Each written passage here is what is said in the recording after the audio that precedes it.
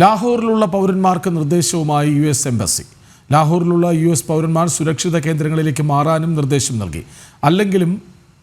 അല്ലെങ്കിൽ ലാഹോർ വിടാനും നിർദ്ദേശമുണ്ട്. വിവരങ്ങളുമായി ഐസൻ ജോസ് ഒപ്പം ചേരുന്നു. ഐസൻ, അമേരിക്കയ്ക്ക് കാര്യം പതിയെ മനസ്സിലാകുന്നു. സുരക്ഷിതമല്ലാത്ത ഇടമായി പാകിസ്ഥാൻ മാറിയെന്ന്. ആഭ്യന്തര പ്രശ്നങ്ങൾ ഒരു വശത്ത്, മറുവശത്ത് ഇന്ത്യ ആക്രമിച്ചേക്കാം എന്ന ഭയപ്പാടിലാണ് പാകിസ്ഥാൻ. അങ്ങനെ എല്ലാ അർത്ഥത്തിലും പാകിസ്ഥാൻ വലിയ പ്രതിരോധത്തിലാകുമ്പോൾ അമേരിക്ക അത് കൃത്യമായി തിരിച്ചറിയുന്നു, അല്ലേ?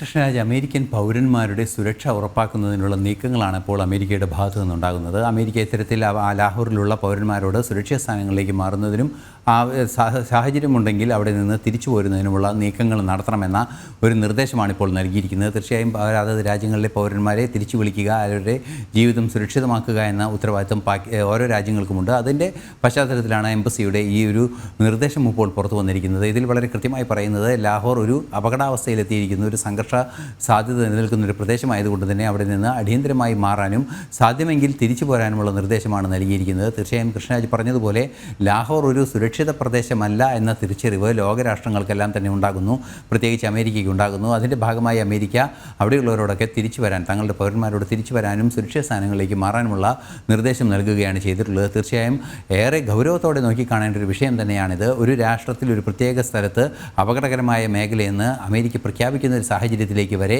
ലാഹോറിലെ സംഭവവികാസങ്ങൾ എത്തിയെന്ന ഒരു യാഥാർത്ഥ്യം കൂടി ഇതിൻ്റെ പിന്നിൽ വ്യക്തമായി നിഴലിക്കുന്നുണ്ട്.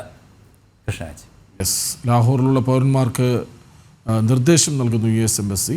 സുരക്ഷിതമായ കേന്ദ്രങ്ങളിലേക്ക് മാറുക, അല്ലെങ്കിൽ ലാഹോർ വിടുക. വിവരങ്ങൾ നൽകുകയായിരുന്നു ഐസൻ ജോസ്.